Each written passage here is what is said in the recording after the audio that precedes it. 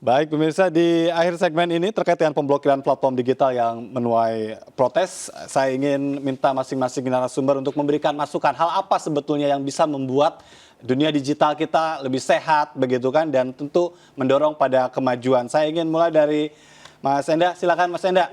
Kalau tadi Anda mengatakan bahwa ini dihentikan terlebih dahulu, lalu hal apa sebetulnya yang perlu untuk lebih dimunculkan oleh pemerintah?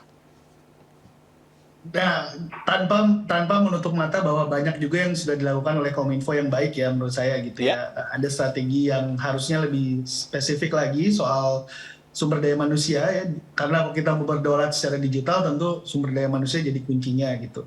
Lalu kebijakan-kebijakan yang mendukung dan bukan malah menghambat gitu ya ke pertumbuhan industri digital. Jadi dari berbagai sisi, baik itu misalnya sebagai fasilitator atau sebagai jembatan, katakanlah gitu ya, ya, untuk mereka yang kesulitan, dan termasuk sebenarnya salah satu fungsinya lagi pemerintah saya rasa bisa fokus ke infrastruktur juga, karena sekian ribuan pulau yang ada di Indonesia, ada sekian banyak wilayah itu juga belum semua terjangkau oleh kemudahan akses teknologi digital gitu. Eh, Industri akan terus berjalan gitu ya, yang sudah kaya dan sudah menerima manfaatnya sudah tidak, jangan diganggu. Nah mungkin pemerintah bisa memfokuskan untuk membantu mereka yang masih lebih butuh dibantu, jadi kayak UMKM Go Digital gitu ya, atau pekerja-pekerja digital yang sekarang banyak jadi semacam buruh digital ya, baik ya. itu pengemudi ojol misalnya, atau pelapak-pelapak gitu. Itu yang menurut saya perlu diperhatikan dan dilindungi gitu. Itu Baik, mungkin. tapi kita tahu bahwa ada perusahaan-perusahaan besar tadi yang selalu menjadi diskusi adalah bagaimana kita bisa memanfaatkan keberadaannya itu untuk pemasukan sebesar-besarnya bagi kita. Ya, untuk rasa-rasa digital, yang pertama sebenarnya mereka sudah berada di Indonesia ya. Grupnya Meta ada kantornya di Indonesia, grupnya Google, Microsoft juga begitu. Eh, Kalau mau diminta lagi aja komitmen lebih besar, karena yang saya tahu mereka juga punya kegiatan-kegiatan yang bersifat mendukung UMKM atau yang sifatnya edukasi gitu ya.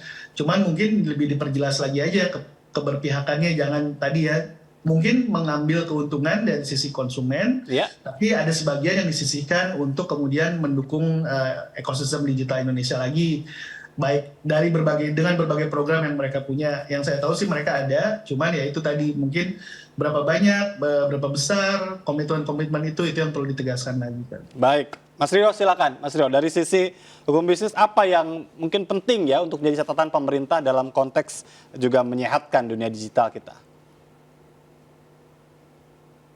Boleh di-unmute? Silakan. Yang pertama menurut saya adalah perbaikan dari segi regulasinya, karena regulasinya memang harus disederhanakan dan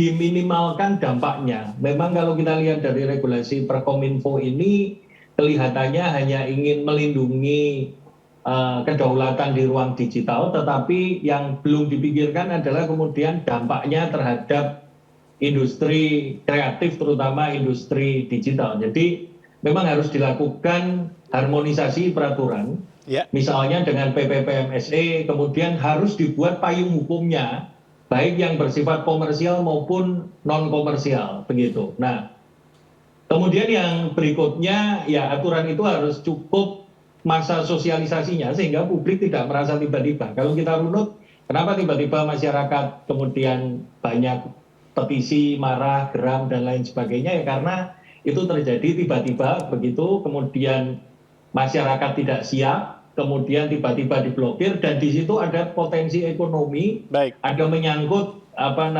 kegiatan perekonomian yang masif, sehingga memang tidak registrasi itu tidak sama dengan kegiatannya ilegal. Ya. Jadi tidak registrasi itu bisa saja tidak terpenuhi aspek-aspek lainnya, memang belum memenuhi syarat atau belum secara teknis, tadi saya katakan mungkin OSS-nya juga sedang mereka belum Mereka sedang fokus mengembangkan diri misalnya gitu ya. fokus mengembangkan diri, jadi tidak bisa disamakan tidak daftar sama dengan situs ilegal, Iya, karena baik. tidak bisa dipungkiri juga ini harus memang diperhatikan dan dibuat undang-undang payungnya karena ini potensi ekonomi. Iya, Tapi setuju dengan pendapat para pengamat apapun yang terjadi, ya potensi ekonomi harus tetap dijaga, meskipun harus dibuat kerangkanya. Iya.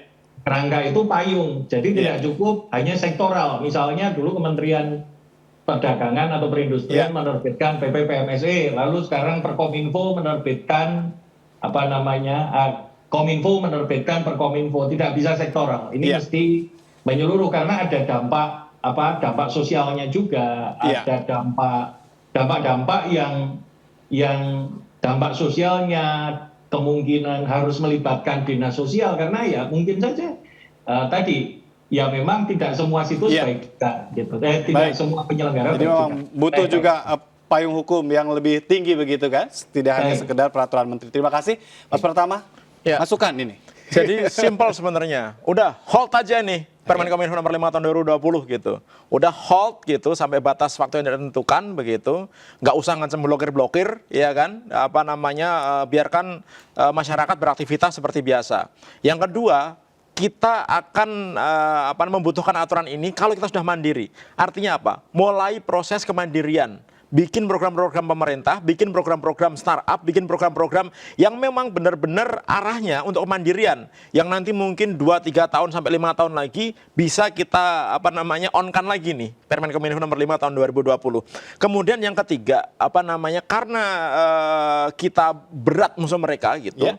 Lakukan soft will lah, pendekatan lah gitu, pendekatan kepada platform-platform ini gitu, pembicaraan yang baik-baik gitu, nggak usah pakai ngancam-ngancam gitu. Kalau memang ada potensi mereka bayar pajak, potensi ada konten-konten yang tidak benar di platform mereka gitu, gunakan soft way aja gitu. Karena kalau ngancam-ngancam gini mereka malah kesel. Kenapa? Karena mereka tahu kok kita yang butuh mereka gitu, ya kan? Jadi mereka juga sebenarnya nggak takut sama kita gitu. Kemudian yang penting juga sahkan undang-undang perlindungan data pribadi gitu, ya kan? Itu yang dalam kontrol kita gitu. Kenapa? Karena dengan undang perlindungan data pribadi itu kita bisa melindungi masyarakat kita kalau terjadi kebocoran data di semua platform, baik PSE lingkup private ataupun PSE di government begitu. Dan yang terakhir adalah siapkan aturan untuk denda gitu. Karena apa? Kalau kita minta mereka bayar denda ketika terjadi kesalahan, kita harus punya aturannya gitu. Baik. Dan itu bisa mendapatkan income buat negara kita. Itu sih kalau menurut saya. Ini mudah-mudahan bisa memberikan masukan tadi ya. Sekali lagi kita sudah mencoba untuk menghubungi Kominfo,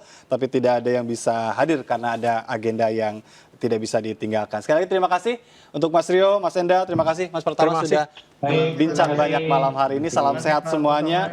Dan pemirsa, usai sudah MNC News Prime malam hari ini, mari berbagi untuk masyarakat terdampak bencana melalui MNC Peduli. Dan saya ingatkan untuk kita bersama-sama tetap patuh protokol kesehatan. Saya Jatuh Ratma, sampai jumpa. Terima kasih banyak.